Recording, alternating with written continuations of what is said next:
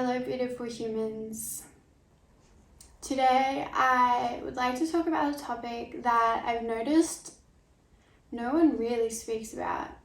I have seen some of the great spiritual teachers, ones that have achieved mastery. I've noticed that they do say this.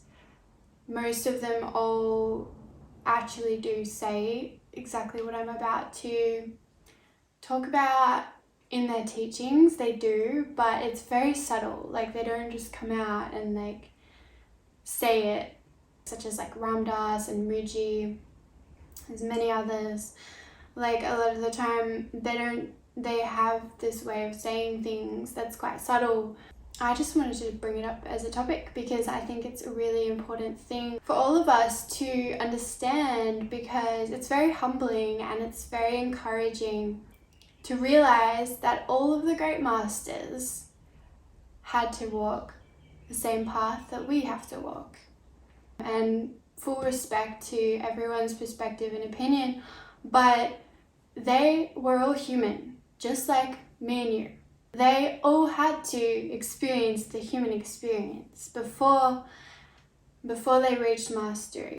Even the fact that in the Bible, they only speak about Jesus's life. The Bible only speaks about when he was just born. And then it doesn't say anything about his upbringing or his life up until he's the age of 33 and he's reached mastery, and that's when he's performing all his miracles and doing all of the amazing stuff. And yeah, that's just one example, but there would have been a lot that it took for them to get to that point of complete mastery. Whether it took them a few months, a few years, 10 years, we can't know for sure, but there is absolutely no doubt in the world. There's absolutely no doubt that they had to go through the process that we all have to go through to reach mastery and reach full enlightenment. They couldn't have avoided it. They were human too. It's impossible to reach that state of being without also first having understood what it's like to be just a regular human being. That's how we think of it, right? We think of them as these great, pure, perfect beings, and think of that state as unattainable, and think of ourselves as just these regular human beings. But that is actually not the case. They were also regular human beings. We also have the potential to be enlightened beings who have reached mastery. It could be argued on what level, each individual in each lifetime, what capacity they have to reach, which level of mastery they have the capacity to reach. That could be argued for sure. It could be argued that some beings in certain lifetimes have the capacity to reach enlightenment faster than other individuals, but we all have that capacity to start the journey to enlightenment, and we can all reach quite a high state of mastery if we really want to, if we really have that desire to follow the path. And that's actually what I believe the message that Jesus was trying to send the whole time. And I feel that is what the calling is because we all are that. I got my little hot chocolate here. It's getting pretty cold down here in Melbourne, so I thought it'd be nice to have a cozy little hot chocolate vibe. Oh yeah, I put some chai in it as well, so it's a hot chocolatey chai hot drink. It's so good. Yeah, so for whatever reason, it hasn't been highlighted in the teachings. I'd like to actually understand why, but it for some reason hasn't been documented or highlighted much, if any, that all of these great masters had to, you know, go through their own process.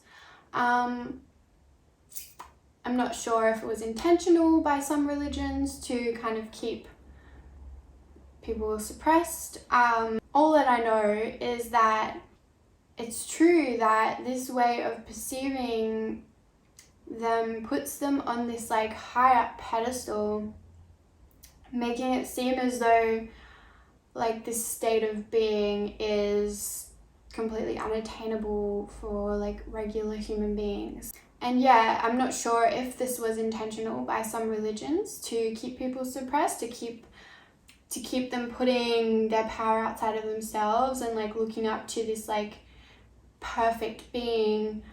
It could be, but maybe it wasn't intentional. Maybe it was just that we as humans hadn't realized, gotten to a point where we could understand.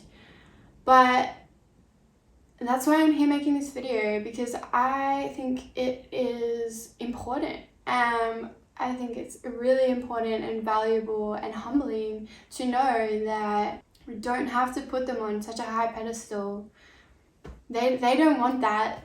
they don't want that. They don't see themselves like that. So why do we see them like that? Yeah, it's just simply not true. Simply not true that it's unattainable and that we're just regular people and they're these like perfect pure beings. I know that that's what they teach in a lot of religions, and anybody who's religious watching this is going to be highly triggered, and that's fine. I'm not here to make people comfortable. I'm here to speak truth. These people, Jesus, Buddha, Dalai Lama, there are so many of them. They had to overcome all of the same challenges that we have to overcome if we choose to walk that path. There's no way they could have avoided it. That doesn't happen in this world. We are all human and we have the choice to walk that path. And yes, it may be that some beings are equipped in particular lifetimes to kind of send it and just like evolve like a lot faster than most, but it doesn't mean that it's not acceptable to all of us. Like we all do have the access of reaching an enlightened state and being able to walk the enlightened path. There is no special human. There is no special human that exists, and I'm telling you that right now. They were just messengers to show us who we already are. And I believe that this is the message they were all trying to send, is that they were just trying to help us realize our own full potential. And I just don't think that humans were ready until just recently. Here we are now at such a powerful time where we're all starting to actually be able to realize that. Because I don't think they had too much luck in the past. It definitely got blown out of proportion a little bit, which is fine. That's just the evolution of how it's gone. But yeah, it's important to remember that they weren't perfect. They were human.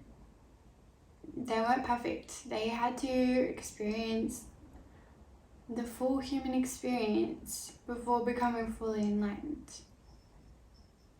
And I think it is important to recognize the process that they had to go through to get to where they got to. And there's no magical way of just like becoming completely enlightened all of the time overnight. It just is not humanly possible. They all had to overcome the challenges that we have to, like ego and fear and sadness and all of that. They all had to face that too, and it wouldn't have happened overnight. You know, maybe for them it happened a little faster than some of us. Maybe it happened in a few months or a few years. That doesn't mean they didn't have to go through it all. And if it was a shorter amount of time, chances are it was a lot more intense. Look, I don't know the facts. And I think it's quite interesting how this kind of information isn't really easily accessible, but it only makes sense. Like, really, I've noticed that in, like a lot of Mooji's,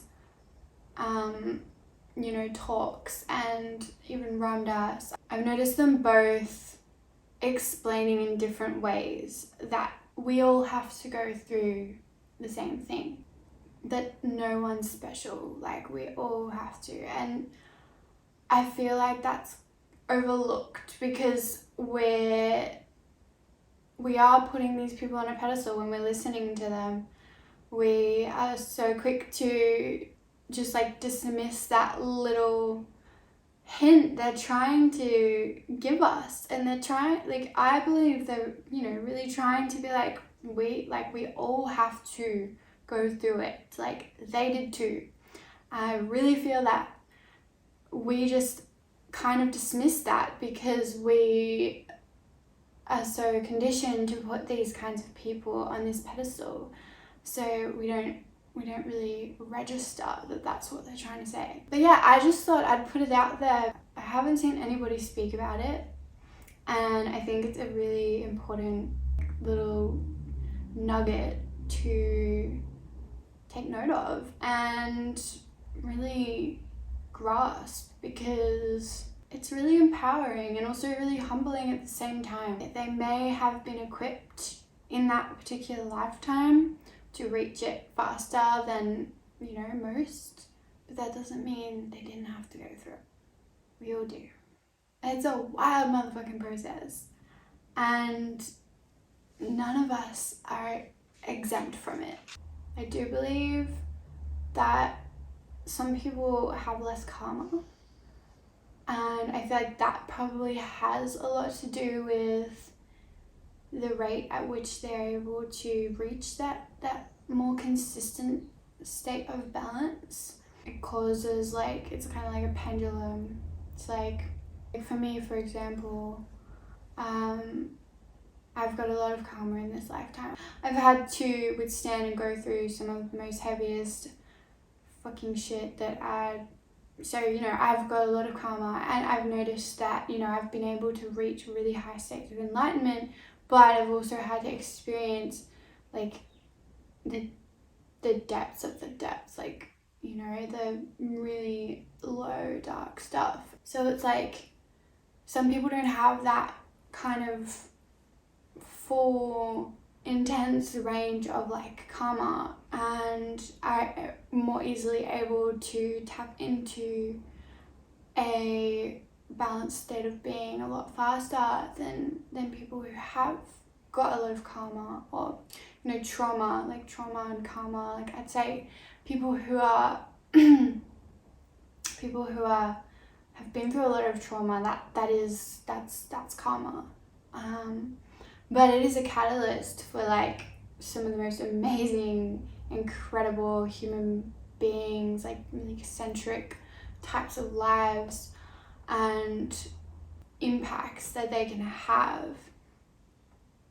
Not to say that someone with a more balanced and, like, someone who has less karma, not to say that they wouldn't impact the world on such a great level, but it's just different. It's also beautiful. For me, my personal journey of enlightenment has been quite, very dynamic is a good word for it. I've had to clear a lot of karma, but I also have reached high states of awareness quite quickly as well. And I just question this a lot. I just sometimes really wish I could sit at the feet of one of the great teachers and just ask them, like, what is it that you had to go through to get to where you are now? you know, to achieve such a high level of mastery. It's like, I would like to know what they had to go through. I speak about Jesus a lot because I come from a background of being, like, growing up in a very religious family, like very Christian.